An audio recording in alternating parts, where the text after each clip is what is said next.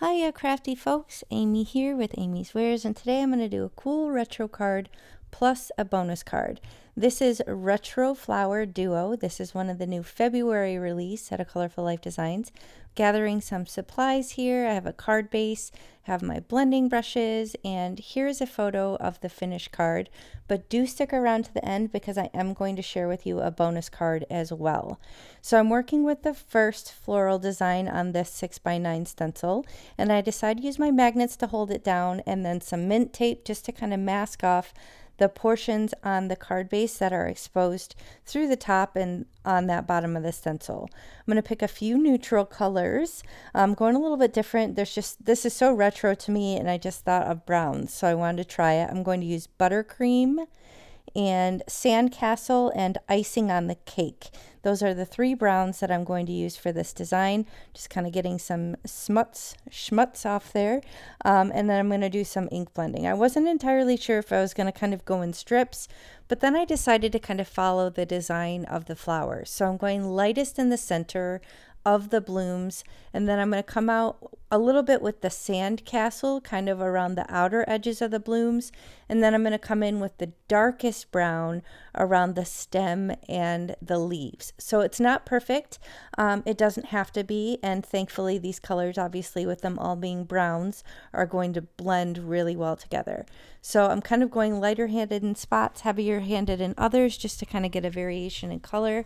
But I'm coming in, like I said, with that darkest color and the heaviest hand on the stems and on the leaves. And then looking at it, I realize it's too dark, it's too much of a contrast, so I decide to come in and kind of deepen up that sandcastle brown just a little bit on the blooms, just to kind of even it out a little bit in the design. I'm not entirely sure how this is going to work. I'm just as excited as you are for the big reveal, but as you saw in the photo, it ended up working out lovely, and this was kind of what I pictured in my mind with this vintage feel.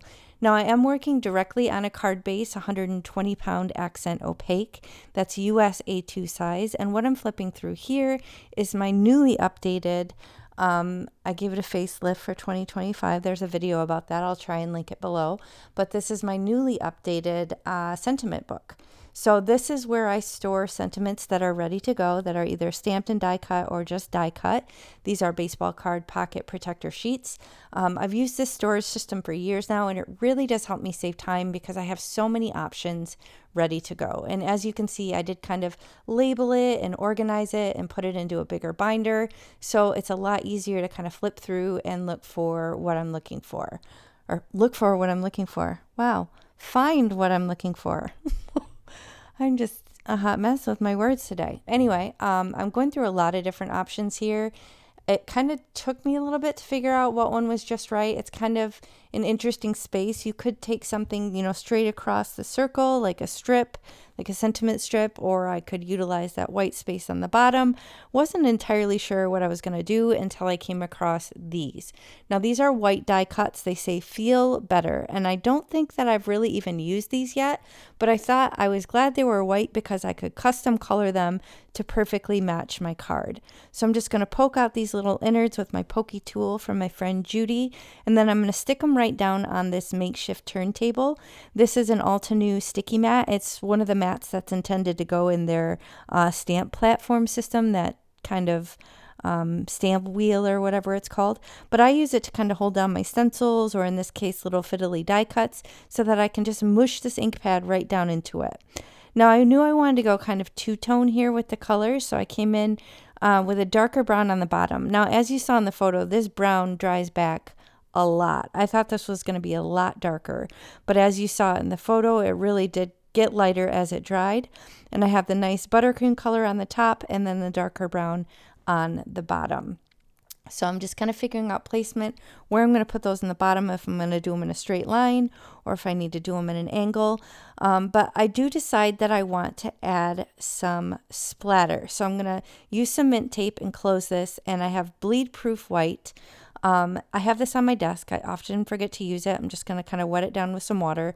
First mistake here, it's way too wet. I should have kind of practiced a little bit more, maybe first of all in a splat box, because I got these splatters everywhere. Second of all, just kind of testing it out on paper, because look at these huge blobs that I got. Now, what's super interesting about this, I looked at this and I thought, man, I ruined it. But this is so weird. When you look at the finished card, those huge blobs are right on the lines of in between those bloom petals.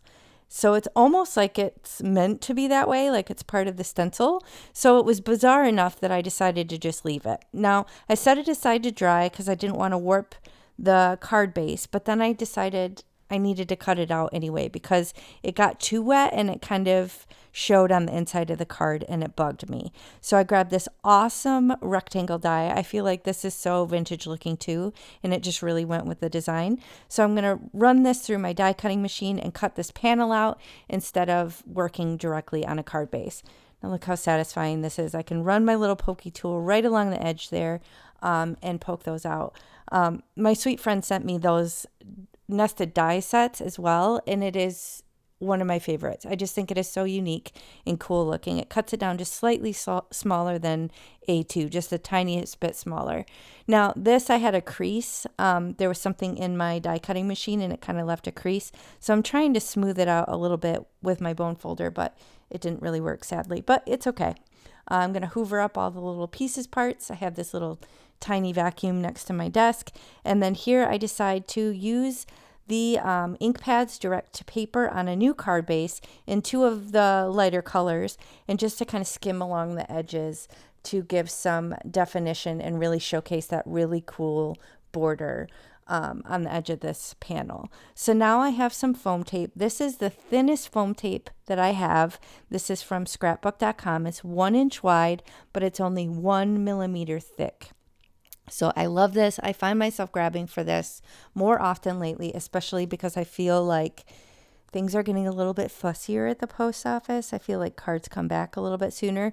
Looking at this now, seeing that feel better straight across the bottom, I'm feeling like I should have done it straight versus at an angle like that. So if I were to do it again, I think I would make the feel better straight. But let me know in the comments if you think the way I finished it with them a little bit diagonal is better or the straight, and whether you think I messed it up with all that splatter, because that was really not what I intended, but I kind of like it actually. So I'm glad I stuck it out because I almost binned it. I really thought I messed it up. So here I have my micro dots.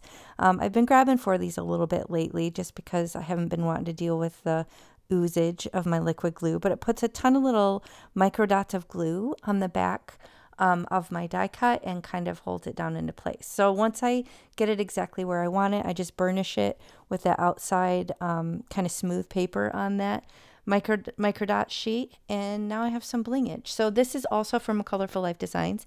If you shop for anything, be sure to use my coupon AmyFan10 and you'll save 10% at checkout on your complete order, and that will apply to everything in the shop other than the Master Creator bundles. So I stamped my custom stamp on the back. Here's this finished card. And do stick around. I'm going to show you the bonus card in just a moment. Again, we got buttercream, sandcastle, and icing on the cake. And then I used opaque iridescent vanilla blingage from the shop and this bleed proof white, which I almost ruined my card with. Now, thanks for sticking around to the end. This is the bonus card. This is with the lower floral on that same stencil. That is a die cut from Altenew that I put some pink cardstock in the back to kind of make the letters pop off. I did the same thing around the edge with that quartz color. Goldenrod is the center of the bloom.